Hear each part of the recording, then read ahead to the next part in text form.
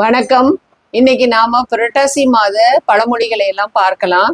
புரட்டாசி மாதத்துல மழையும் பார்க்கலாம், வெயிலையும் பார்க்கலாம்.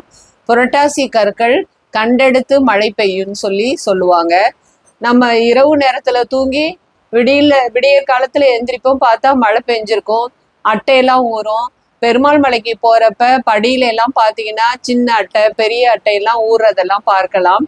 புரட்டாசியில பாத்தீங்கன்னா வெயில் அதிகமா இருக்கும், அதே சமயத்துல மழையும் பெய்யும். அதுக்காக ஒரு பழமொழி என்ன சொல்லியிருக்காங்கன்னா, புரட்டாசி பகல்ல பொன்னுருக காய்ந்து இரவில் மண்ணுருக பெய்யும் அப்படின்னு சொல்லியிருக்காங்க.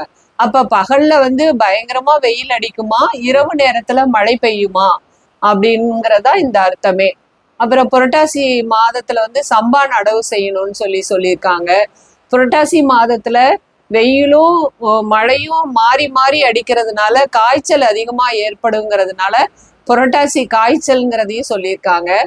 இந்த புரட்டாசி மாதத்துல தட்பவெப்ப நிலை ரெண்டு மாதிரி நடக்கிறதுனால அசைவ உணவை எடுத்துக்க வேணாம்னு சொல்லுவாங்க. அந்த சமயத்துல ஒரு மாதம் முழுக்க பெருமாள் கோயிலுக்கு பெருமாள் வழிபாடு செய்யணும்னு முன்னோர்கள்லாம் சொல்லியிருக்காங்க. இதனால புரட்டாசி மாதத்துல வரக்கூடிய பழமொழிகளை இப்ப பார்த்து மகிழ்ந்தோம். நன்றி, மகிழ்ச்சி.